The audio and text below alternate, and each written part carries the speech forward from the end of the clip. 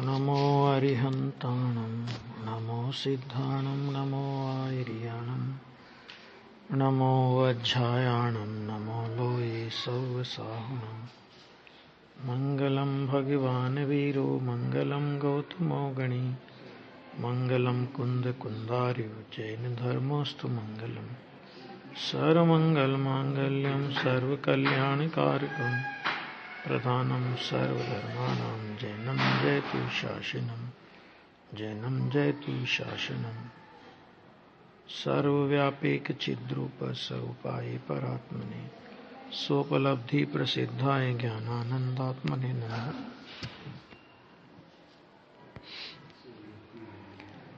प्रवचन सार की 101 गाथा के भावार्थ और उसके बाद 102 गाथा पे चर्चा अपन लोग करेंगे। भावार्थ ले लो, वैसे प्रवचन सारे निकाल लो। हाँ, यहां तक चर्चा हो गई थी लास्ट में 101 गाथा में कि इसलिए उत्पाद व द्रव्य के द्वारा पर्याय आलंबित हों और पर्यायों के द्वारा द्रव्य आलंबित हों कि जिससे ये सब एक ही द्रव्य है। ये चर्चा हुई थी। भावार्थ थोड़ा देख लेते हैं। कल वैसे पढ़ लिया था भावार्थ पहले अपन ने, फिर भी थोड़ा देख लेते हैं। बीज, अंकुर और वृक्षत्व यह वृक्ष के अंश हैं। बीज का नाश, अंकुर का उत्पाद और वृक्षत्व का ध्रुव्य तीनों एक ही साथ होते हैं। इस प्रकार नाश बीज के आश्रित है, उत्पाद अंकुर के आश्रित है और ध्रुव्य वृक्षत्व के आश्रित है। नाश, उत्पाद और ध्रुव्य बीज, अंकुर और वृक्षत्व से भिन्न पदार्थ रूप नहीं है, है ना। जिसमें गठित किया था, द्रव्य को में क्या लेना, वे में क्या लेना, उत्पाद में क्या लेना, तो उससे भिन्न पदार्थ नहीं है। तथा बीज, अंकुर, वृक्षत्व भी वृक्ष से भिन्न पदार्थ रूप नहीं है, इसलिए यह सब एक वृक्ष ही है। इसी प्रकार, ये तो दृष्टांत हुआ था, इसी प्रकार नष्ट होता हुआ भाव माने वे, उत्पन्न होता हुआ भाव यानी उत्पाद और ध्रुव्य भाव सब द्रव्य के अंश हैं। माने पूरा अंशी हुआ द्रव्य, तो द्रव्य अंशी हुआ तो उसमें नष्ट होता हुआ भाव भी आ गया, उत्पन्न होता हुआ भाव भी आ गया और ध्रुव्य भाव भी आ गया। इन तीनों मय जो पदार्थ है उसको बोलते हैं द्रव्य, अंशी बोलते हैं उसको। नष्ट होते हुए भाव का नाश, उत्पन्न होते हुए भाव का उत्पाद और स्थायी भाव का ध्रुव्य एक ही साथ है। आ गया ना। इस प्रकार नष्ट होते हुए भाव के आश्रित है, उत्पाद उत्पन्न होते हुए भाव के आश्रित है और ध्रुव्य स्थायी भाव के आश्रित है। ये उनका अलग अलग, कि एक वस्तु के अंश होने पर भी तीनों की अपनी अलग अलग पहचान भी है। इसके लिए लिखा कि इसलिए नाश नष्ट होते भाव के आश्रित है, जो व्यय है वो नष्ट होते हुए भाव के आश्रित है, वो उत्पाद के आश्रित और ध्रुव्य के आश्रित नहीं है। और उत्पन्न मैंने उत्पाद है वो उत्पन्न होते हुए भाव के आश्रित है। इसका मतलब क्या हुआ कि वो व्यय के और ध्रुव्य के आश्रित नहीं है। और ध्रुव्य स्थायी भाव के आश्रित है, इसका मतलब क्या हुआ कि वो व्यय के और उत्पाद के आश्रित नहीं है, है ना। इसलिए उत्पाद से है, व्यय या ध्रुव से नहीं। व्यय से है, उत्पाद या ध्रुव से नहीं। ध्रुव से है, उत्पाद या व्यय से नहीं। ये जो गुरुदेव श्री लेते थे वो यहां से लेते थे। नाश, उत्पाद और द्रव्य इन उन भावों में भिन्न पदार्थ रूप नहीं है। मैंने उत्पाद व द्रव्य ये परस्पर में तो इनमें भिन्नता है, जैसी कल चर्चा की थी अतद भाव रूप भिन्नता की। तो अतद भाव रूप भिन्नता, अतद भाव रूप अन्यता होने पर भी प्रदेश भेद रूप भिन्नता उत्पाद व द्रव्य में नहीं है। ये चर्चा हुई थी कल। अच्छा, और वे भाव भी द्रव्य से भिन्न पदार्थ रूप नहीं है, इसलिए यह सब एक द्रव्य ही हैं। यहां तक 101 गाथा में उत्पाद, व्यय और द्रव्य में अन्य द्रव्य पना तो नहीं है, तो अन्य द्रव्य पने का निषेध किया। और उत्पाद व द्रव्य की अपनी अपनी अलग अलग पहचान है ना। तो इसलिए उत्पाद व द्रव्य सर्वथा एक में एक भी नहीं है, अतद भाव रूप अन्यता है और द्रव्य से भिन्न भी नहीं है, यानी प्रदेश भिन्नता रूप उनमें भिन्नता नहीं है। इस तरह एक ही वस्तु में उत्पाद वे द्रव्य को सिद्ध किया और उत्पाद वे द्रव्य की अन्यता भी सिद्ध की, है ना। ये दो बातें इस गाथा के अंदर सिद्ध हुई। अब इसके बाद अभी विषय वही चल रहा है, उत्पाद वे द्रव्य का विषय काफी गंभीरता से आचार्य ने लिया है। देखो तत्वार सूत्र में तो दो सूत्र आए इसके लिए, सत द्रव्य लक्षणम उत्पाद वे द्रव्य युक्तम सत, समझ आ गया ना।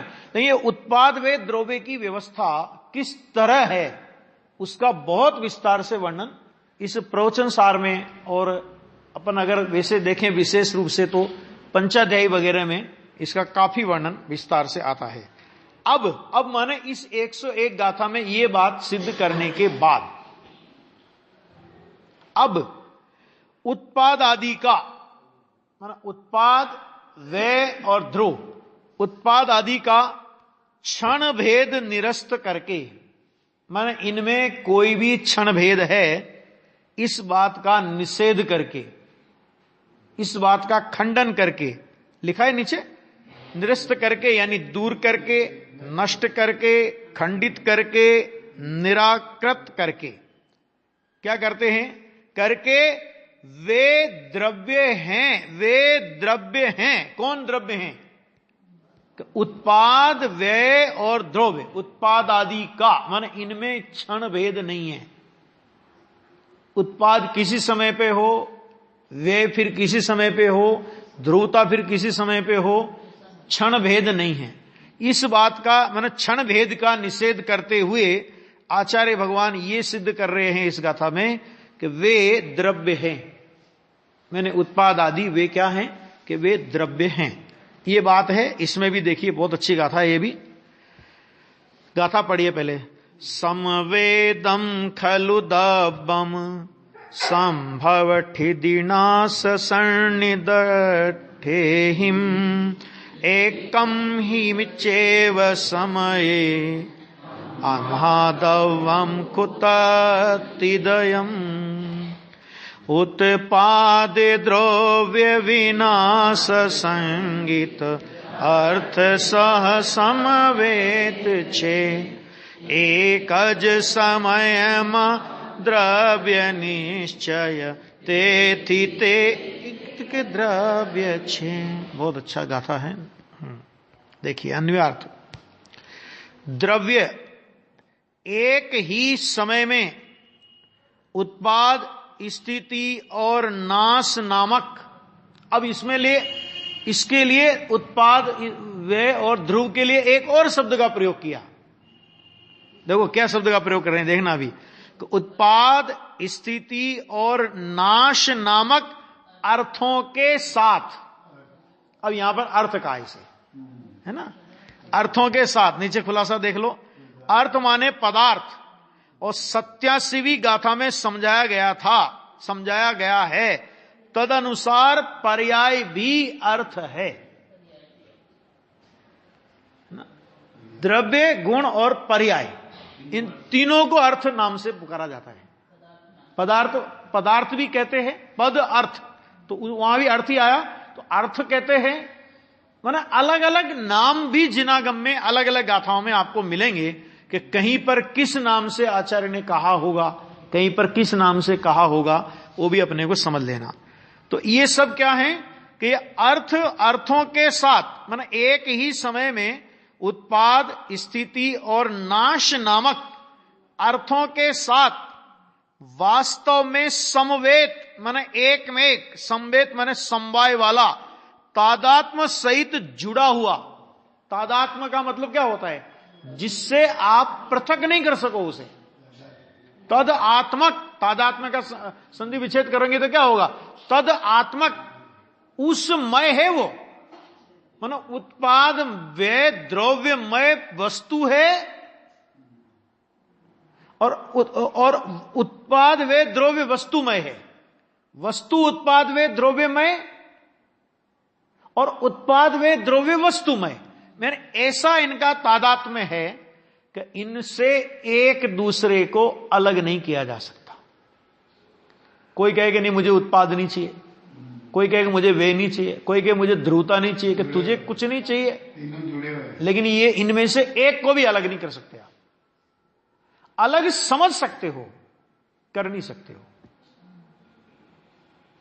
ना। वस्तु में से इनको अलग नहीं किया जा सकता। अलग अलग समझा जाता है क्योंकि अलग अलग हैं, अतद भाव रूप भिन्नता है ना, तो इनका वो अलगपना तो है, लेकिन प्रदेश भेद रूप भिन्नता नहीं होने की वजह से आप इनको अलग अलग नहीं कर सकते। आ गया? ऐसा है। देखो अब क्या कह रहे हैं कि एक संवेद माने एक में एक है, इसलिए यह माने कौन कि त्रित्रय, त्रित्रय माने उत्पाद तीन का समुदाय, उत्पाद व्यय और द्रव्य, इन तीनों का समुदाय वास्तव में द्रव्य ही है। इसको द्रव्य कहते हैं, है ना। ये भी प्रमाण का द्रव्य है, ध्यान रखना। ये जो अभी जो गाथाएं चल रही है ना अपनी, है ना, ये सब प्रमाण का द्रव्य सिद्ध कर रही है अभी, है ना। पहले द्रव्य को माने द्रव्य को स्थापित कर रहे हैं जबरदस्त तरीके से आचार्य भगवान, कि किसी भी तरह से पर द्रव्य की जरा भी मिलावट उसमें स्वीकार नहीं है। इस तरह से द्रव्य को स्थापित करने के लिए द्रव्य की आंतरिक संरचना किस तरह की है वो बताने के लिए आचार्य देव ने इतनी गाथाएं लिखी। उनको इतनी करुणा, ख्याल में है ना, कितनी करुणा। बात तो एक ही जैसी लगेगी अपने को, तो क्या है, वही रिपीटेशन है, लेकिन रिपीटेशन नहीं, उसमें वो कुछ नई बात कह जा रहे हैं, उसमें कोई नया एंगल अपने को दे रहे हैं सोचने के लिए, विचार करने के लिए। और उसमें एंगल यही है, मूल में तो मूल बात तो यही सिद्ध करनी है कि तुम एक द्रव्य में दूसरे द्रव्य की मिलावट मत करो, क्योंकि हर द्रव्य का पूरा पूरा वैभव उस द्रव्य के पास है।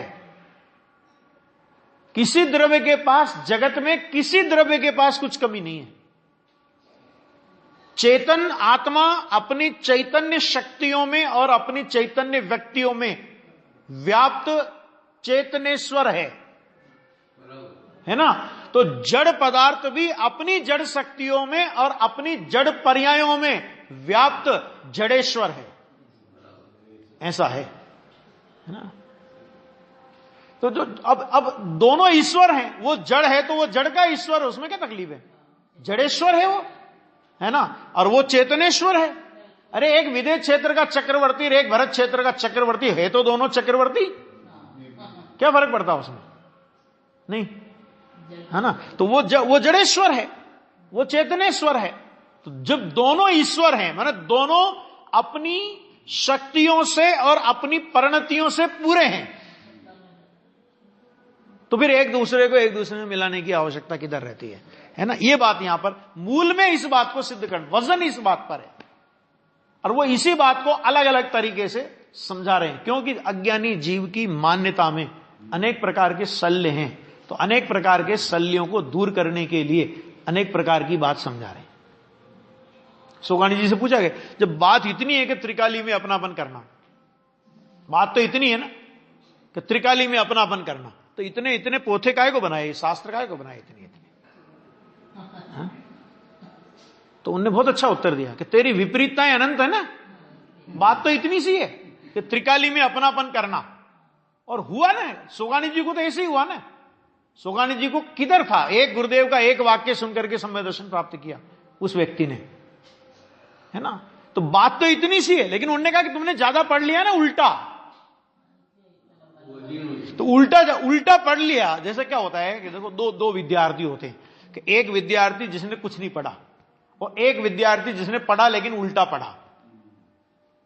अब दोनों गुरुजी के पास ट्यूशन के लिए गए, तो गुरुजी ने कहा कि पढ़ा दूंगा ट्यूशन, कि बताओ फीस बताओ, कि ये जो बिना पढ़ा है ना इसके 500 रुपए महीना लगेगा, और ये जो पढ़ा हुआ है ना कि इसके 1000 रुपए लगेगा। क्या बात कर रहे हो साहब, ये तो पढ़ा हुआ है।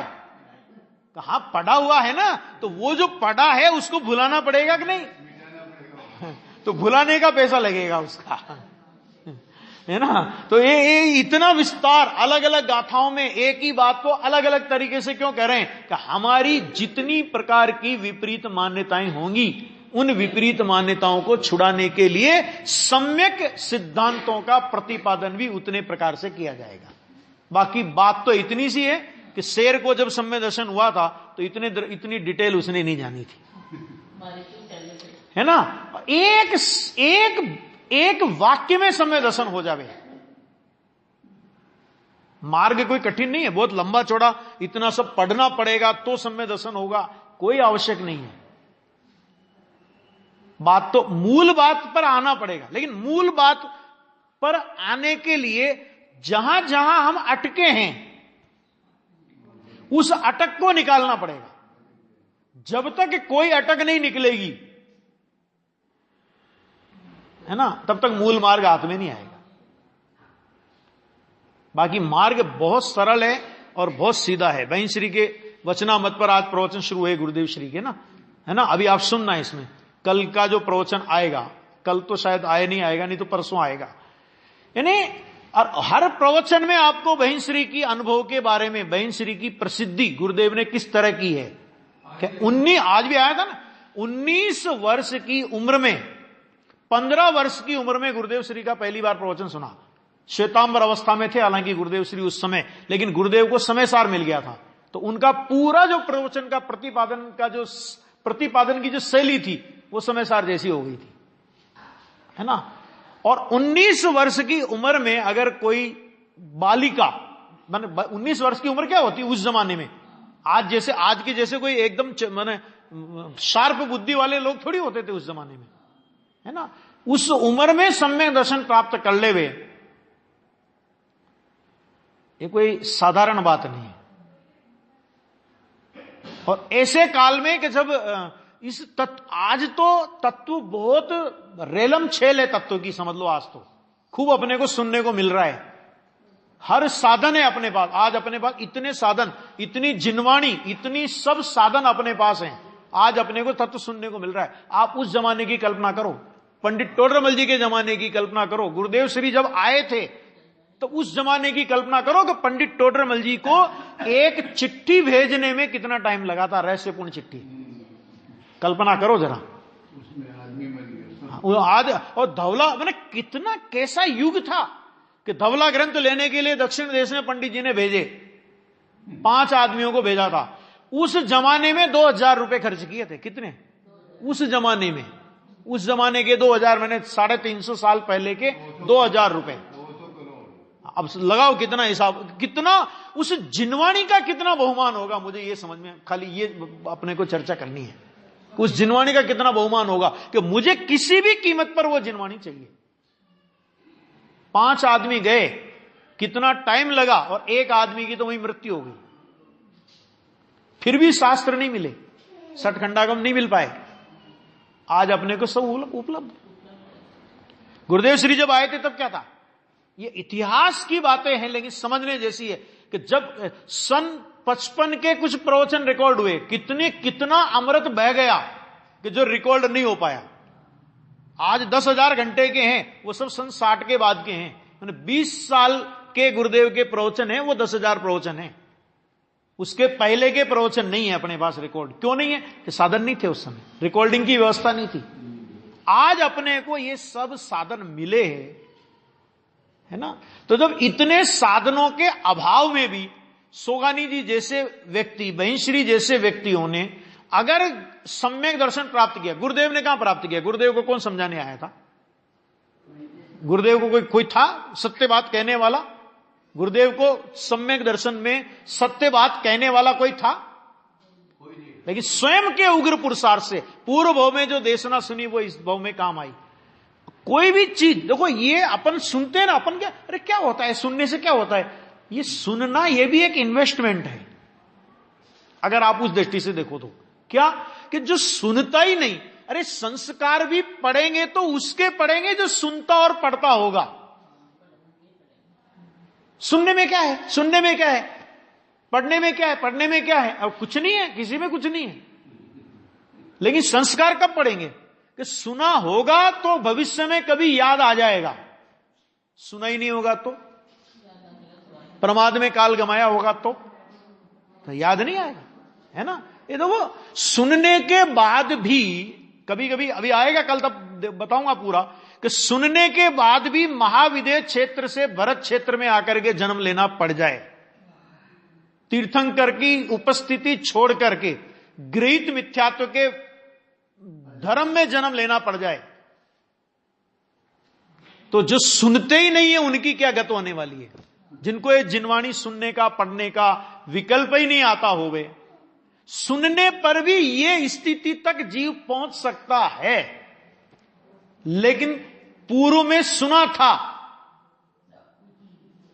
तो गृहीत मिथ्यात्व के कुल में जन्म लेने पर भी क्या हुआ कि वापस सही दिशा मिल गई, सुलट गए।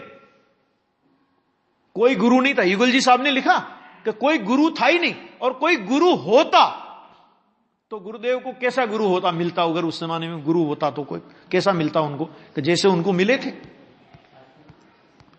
आई बात समझ?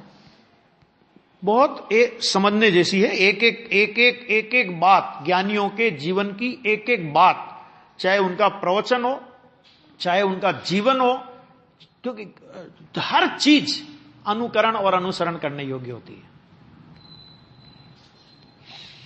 हां देखो ये आया त्रित्व संवेद माने एक में के, इसलिए वह त्रितय वास्तव में द्रव्य है। ख्याल में है ना? देखो अब इसमें टीका में देखिए बहुत अच्छा लिया है। अब यहां पे पहले शंका और उसका बाद में समाधान करेंगे। शंका भी कौन उठा रहे?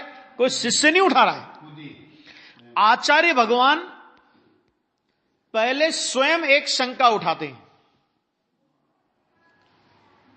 और उस शंका का समाधान भी आचार्य भगवान खुद देंगे, है ना। ये समय सार की शैली है, प्रवचन सार की शैली है अमरचंद्र की, कि वो आचार्य देव स्वयं शंका उपस्थित करते हैं और स्वयं उस शंका का समाधान करते हैं। टोडरमल जी ने भी यही किया। टोडरमल जी का आप देखो मोक्षमा प्रकाशक, यहां तू कहेगा, तो कौन कहेगा? तू कहेगा मैंने क्या? शिष्य की ओर से खुद प्रश्न उठा रहे हैं, है ना। ये सब शैली है, ये इनकी विचक्षण प्रज्ञा के दर्शन कराती है। ये शैली होती है ना कि ये बात सुनकर के सामने वाले के मन में क्या प्रश्न खड़ा होगा, कि उस प्रश्न को वो ज्ञानी भांप जाते हैं कि दुनिया क्या सोचेगी ये कहने पर। हमने ये वस्तु व्यवस्था का प्रतिपादन किया, इसमें से अज्ञानियों के या जिज्ञासु के क्या प्रश्न आएंगे? अज्ञानी को शंका होगी और जिज्ञासु को आशंका होगी। दोनों बातें, अंतर है। देखो दो बातें हैं कि शंका और आशंका, इसमें जमीन आसमान का अंतर है। अज्ञानी को वस्तु स्वभाव में शंका होती है, कभी भी आशंका नहीं होती उसे, क्योंकि समझने की जिज्ञासा ही नहीं है। और जो पात्र जीव होता है वो शंका नहीं करेगा, वो आशंका खड़ी करेगा कि आपने कहा वो सत्य, परंतु ये बात मेरी समझ में नहीं आई, आपने कहा वो गलत, ये नहीं, आपने कहा वो ठीक है। और एक बात और, लालचंद भाई तो एक बहुत अच्छी बात कहते थे कि कोई बात अगर तुम्हें जिनवाणी की कदाचित समझ में नहीं आवे तो उस बात को विचार कोटि में डाल देना। कभी भी अपने चित्त में जिनवाणी के प्रति अथवा किसी ज्ञानी धर्मात्मा की वाणी के प्रति, अरे ठीक है बोलते होंगे, ऐसे बोलते हैं सभी, तो ये प्रश्न कभी भी चित्त में खड़ा होना ही नहीं चाहिए। जिसे हम ज्ञानी मानते हैं, धर्मात्मा मानते हैं, साधक मानते हैं, क्योंकि ज्ञानियों को हमसे कुछ लेना देना नहीं है। ये जितने आचार्य भगवान हुए, कुंद आचार्य ने इतने प्रवचन सार बनाए, समय सार आदि 84 पाहुड़ बनाए, है ना। अमरचंद्र आदि आचार्यों ने इनकी टीका लिखी, जयचंद जी छाबड़ा आदि विद्वानों ने इनका भावार्थ लिखा और गुरुदेव श्री ने इनका प्रवचन किया। और हम लोग समझ जाएं तो हमारी समझ का कितना % उनको मिलेगा? हमको सम्यक दर्शन हो जाए, अतीन्द्रिय आनंद आवे, तो उसका कितना % उनको जाएगा? ये बताओ। कुछ नहीं जाएगा, कुछ नहीं जाने वाला है। फिर भी उन्होंने करुणा से उपदेश दिया है, वो हमारे हितैषी हैं, हमसे कुछ अपेक्षा नहीं थी। आचार्य कुंद को अपने से कोई अपेक्षा थी? कि नहीं लोग मेरा नाम तो बोलेंगे कम से कम मंगलाचरण में, कोई अपेक्षा नहीं है ना। किसी ज्ञानी को कोई अपेक्षा नहीं होती, वो निरपेक्ष भाव से तत्व की बात करते हैं। जिसको समझ में आवे समझ में आते, नहीं आवे नहीं आवे, उसकी होनार। तो वे यहां पे कहते देखो, प्रथम शंका उपस्थित कर, अज्ञानी की ओर से तो शंका आएगी ना। आचार्य क्या कहते हैं, पहले वो शंका उपस्थित करते हैं। यहां माने विश्व में, ये प्रश्न है समझ लीजिए, है ना। यहां माने विश्व में वस्तु का जो जन्म क्षण है, उत्पाद क्षण है, वह जन्म से ही व्याप्त होने से, जन्म क्षण किससे व्याप्त होगा, जन्म क्षण तो जन्म क्षण से ही व्याप्त है ना। तो होने से स्थिति क्षण और नाश क्षण नहीं है। ये कहां से पकड़ा उसने पता है, जो उन्होंने कहा था ना पिछली गाथा में कि निज निज धर्मों से लक्षित होते हैं, तो वहां से उसने ये प्रश्न पकड़ा है शिष्य ने। मैंने आचार्य देव ने शिष्य की ओर से ये प्रश्न उठाया कि भाई साहब, इस विश्व में वस्तु का जो जन्म क्षण है, जो जन्म क्षण कहो उत्पाद क्षण कहो एक ही बात है, कि जो जन्म क्षण है वह जन्म से ही व्याप्त होता है, मैंने वो उत्पाद से ही व्याप्त होता है ना। वो स्थिति और नाश क्षण तो नहीं है। जन्म क्षण माने जन्म क्षण है, स्थिति और नाश क्षण नहीं है।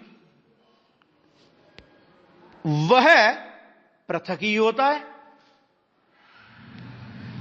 जो स्थिति क्षण हो वह दोनों के अंतराल में, किनके अंतराल में, तो उत्पाद क्षण और नाश क्षण के बीच दृढ़तया रहता है।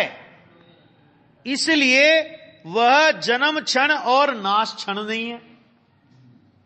प्रश्न चल रहा है ये, क्या कह रहे हैं वो, दूसरा पहला एक प्रश्न समझ में आएगा तो इसका उत्तर समझ में आएगा।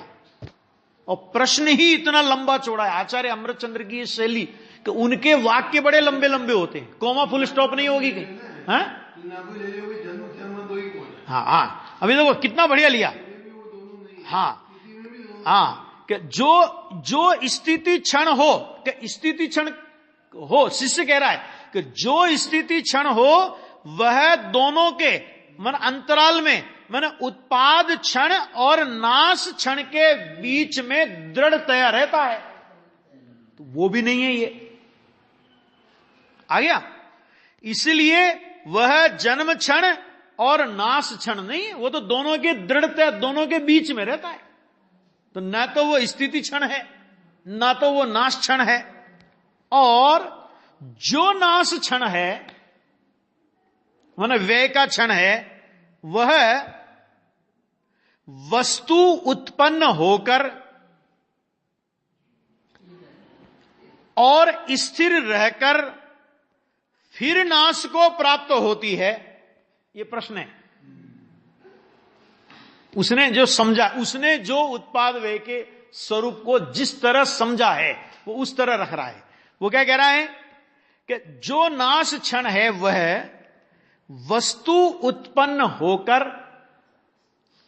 स्थिर रहकर नाश को प्राप्त होती है। इसलिए जन्म क्षण और स्थिति क्षण नहीं है।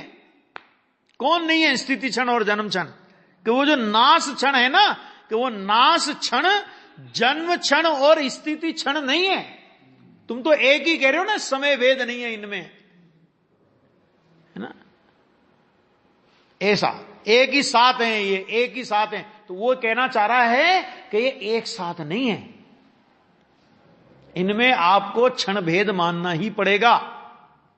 वो उसका पहना यह है। देखो क्या लिख रहे हैं कि जो नाश क्षण है वह वस्तु उत्पन्न होकर, नाश क्षण कब होगा कि वस्तु उत्पन्न होकर स्थिर रहकर फिर नाश को प्राप्त होती है। इसलिए जन्म क्षण और स्थिति क्षण नहीं है।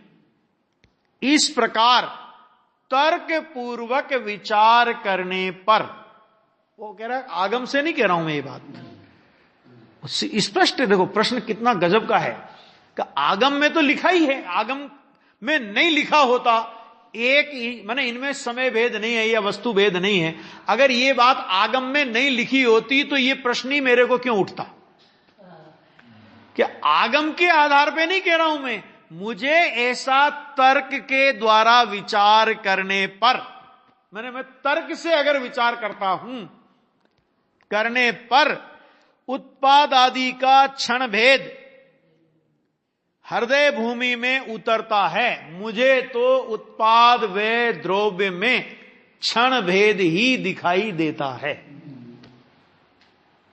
आया समझ, प्रश्न आया समझ, ये है प्रश्न उसका, बहुत अद्भुत प्रश्न है? अर्थात उत्पाद व और द्रव्य का समय भिन्न भिन्न होता है, एक नहीं होता, ऐसी बात हृदय में जमती है। कि तुम तो एक ही समय कह रहे हो दोनों का, है ना? मुझे तो यह बात जमती है। शिष्य ने इस तरह का प्रश्न जब खड़ा किया, यानी उत्पाद व द्रव्य को तो स्वीकार किया उसने, उत्पाद व द्रव्य को तो स्वीकार किया, किस चीज को स्वीकार नहीं किया? उत्पाद व द्रव्य में क्षण भेद नहीं है, एक साथ हैं, कि इस बात का शिष्य को स्वीकार नहीं है। वो कह रहा है कि मैं तर्क से विचार करता हूं तो यह बात मेरे हृदय में जमती है कि इनमें उत्पाद आदि में समय भेद है, समय भेद नहीं है, कि यह बात हमारे हृदय में नहीं जमती। और उसके लिए उन्होंने तीनों का डिटेल दिया, ऐसा नहीं कि ऐसे कुछ भी प्रश्न कर दिया। क्यों नहीं? कि उसने अपने तर्क रखे। अब उन तर्कों को आचार्य अमरचंद्र देव समाधान करते हैं। यहां उपरोक्त शंका का समाधान किया जाता है। शंकाकार भी खुद और समाधान करता भी खुद, क्यों? उनको पता था ना कि ये बात कहने पर इस तरह का ही प्रश्न उपस्थित होगा, अन्य प्रकार का प्रश्न उपस्थित नहीं हो सकता। ये विचक्षणता है ज्ञानियों की, ख्याल में है, सारी दुनिया के मत मतांतर जानते हैं, लोग क्या क्या अभिप्राय में जीते हैं, वो सारा अभिप्राय उनको ख्याल में है, तो वो ये कह रहे हैं। देखो इसको थोड़ा पढ़ते अपन, पढ़ लेते हैं, गाथा तो बड़ी है, बड़ी है। क्या कहते हैं? इस प्रकार उत्पाद आदि का क्षण भेद हृदय भूमि में तभी उतर सकता है जब यह माना जाए कि द्रव्य स्वयं ही उत्पन्न होता है, स्वयं ही ध्रुव रहता है और स्वयं ही नाश को प्राप्त होता है। कि ये तो होता नहीं, क्योंकि द्रव्य के अंश हैं, तो उत्पाद वे द्रव्य है ना। मेरी बात पक्की करेंगे तो मेरी यह मान के द्रव्य ही उत्पाद वे ध्रुव होता है। द्रव्य का ही, कि कब आनेगा कि द्रव्य स्वयं ही उत्पन्न होता हो, द्रव्य स्वयं ही नष्ट होता हो और द्रव्य स्वयं ही ध्रुव रहता हो, तो ठीक है। ऐसा तो है नहीं। पहले क्या बताया था कि ये उत्पाद व द्रव्य, ये द्रव्य के अंश हैं, अंशी नहीं है। इन तीनों मय द्रव्य है, ये बताया था पहले। तू तो ये मानता है कि मैं तू ये क्या कह रहे थे? आज फिर से पढ़ो इसको, बहुत अच्छा समाधान किया है, बहुत अच्छा। इस प्रकार उत्पाद आदि का क्षण भेद तभी हृदय भूमि में तभी उतर सकता है, कब? कि जब यह माना जाए कि द्रव्य स्वयं ही उत्पन्न होता है, स्वयं ही ध्रुव रहता है और स्वयं ही नाश को प्राप्त होता है, किंतु ऐसा तो माना नहीं गया है। ऐसा तो माना नहीं, हमने माना नहीं गया है, क्योंकि यह स्वीकार और सिद्ध किया गया है। स्वीकार भी किया गया है देखो, स्वीकार किया जाता है आगम के आधार पर। ध्यान से सुनो, दो शब्दों का प्रयोग किया है तो बहुत सोच समझ के किया है कि स्वीकार किया गया माने आगम से तो स्वीकार किया जाता है और तर्क से सिद्ध किया जाता है। तर्क से स्वीकार नहीं किया जाता, तर्क से सिद्धि होती है और आगम से स्वीकार होता है। आगम की बात है, स्वीकार करने योग्य है, लेकिन अंधाधुंध स्वीकार करने योग्य नहीं है। क्या मतलब कि तर्क से सिद्ध करके स्वीकार करने योग्य है। तर्क का निषेध नहीं है। अपन लोग क्या समझते हैं कि तर्क नहीं उठा, अरे तर्क का निषेध नहीं है। तर्क तो न्याय शास्त्र का सबसे बड़ा शस्त्र है।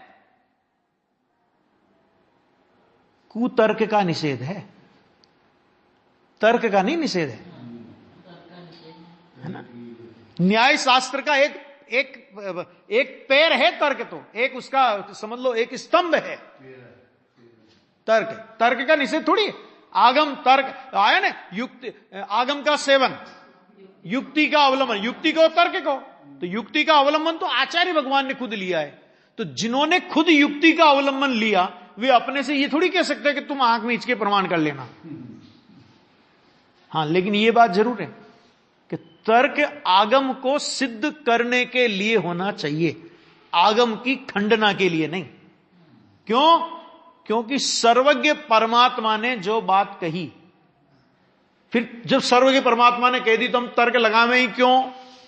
कि सर्वज्ञ परमात्मा के नाम पर भी बहुत लोगों ने अपनी दुकानें चलाई है। आचार्य भगवंतों के नाम पर भी बहुत लोगों ने अपनी दुकानें चलाई है। और तो और अभी गुरुदेव के नाम पर भी बहुत लोग अपनी दुकानें चला रहे हैं, है ना। तो तर्क तो लगाना पड़ेगा, लेकिन तर्क से जिनेंद्र भगवंतों की, आचार्य भगवंतों की, गुरुदेव श्री की बात सिद्ध होनी चाहिए। इन ज्ञानियों की बात का खंडन ना हो और अज्ञानी की बात का मंडन ना हो, इसके लिए तर्क है भाई साहब। आ गया? तो क्योंकि यह स्वीकार और सिद्ध किया गया है कि पर्यायों के ही उत्पाद आदि हैं, द्रव्य के नहीं है। पर्याय आश्रित कहा था कि नहीं कहा था? उत्पाद आदि को क्या कहा था? उत्पाद आदि पर्याय माने भेद, पर्याय माने वो समझ लेना, पर्याय माने वो उत्पाद वे पर्याय नहीं। यहां पे उत्पाद को भी उत्पाद वे पर्याय के रूप में नहीं लेना है। उत्पाद माने द्रव्य का एक भेद, अंशी का एक अंश, समुदाय का एक समुदाय, इस रूप में पर्याय शब्द को ग्रहण करना है यहां पे। तो आचार्य कहते हैं कि हमने द्रव्य का उत्पाद वे द्रव्य कहा था कि हमने पर्यायों का उत्पाद वे द्रव्य कहा था? ये बताना जरा, क्या कहा था? किसका उत्पाद वे द्रव्य कहा था? कि अगर द्रव्य का ही उत्पाद वे द्रव्य होता तो तेरी बात समझ में आती थी। द्रव्य का तो कहा ही नहीं हमने। अरे द्रव्य का एक अंश उत्पन्न होता है, एक अंश वे होता है, एक अंश ध्रुव रहता है, और उन तीनों अंश में द्रव्य हर समय रहता है। क्या तकलीफ है? नहीं आई बात समझ में? आगे नहीं आई बात समझ में? और लूंगा अभी खुलासा, कुछ जल्दी नहीं, अपने को आराम से चलाएंगे। आएगा नहीं कि अगर द्रव्य ही उत्पन्न होता, ये भी पहले सिद्ध कर चुके थे कि द्रव्य का उत्पाद मानोगे, सर्वथा उत्पाद मानोगे, सर्वथा वे मानोगे, सर्वथा द्रव्य मानोगे, अथवा द्रव्य का ही उत्पाद वे द्रव्य मानोगे, तो दोष आएंगे। दोष तो इसलिए नहीं आएंगे कि हमने द्रव्य का उत्पाद वे द्रव्य कहा ही नहीं, हमने तो पर्यायों के उत्पाद वे द्रव्य कहा है। पर्याय माने अंश और द्रव्य माने अंशी। तो अंशी में सारा खेल होता है, तभी तो अंशी है वो। अंशों में ये सारे खेल एक साथ नहीं चले तो वो अंशी के साथ नहीं आया समझ में? आया समझ में कुछ? क्या कहा कि अगर उत्पाद वे द्रव्य एक ही साथ नहीं होवे तो तीन अंश एक समय में पूरे कैसे होंगे? और एक समय में तीन अंश अगर पूरे नहीं हुए तो अंशी तीन अंशों वाला कैसे हुआ? ये बताओ पहले। न्याय समझ में आता है कि नहीं? यह है इसके पीछे लॉजिक, बहुत जबरदस्त है। जैन दर्शन को कोई जीत नहीं सकता, है ना। इसलिए कहा भगवान वीतराग का शासन, ये अनेकांत शासन है ना, कहते ये अलंघ्य है, अलंघ्य।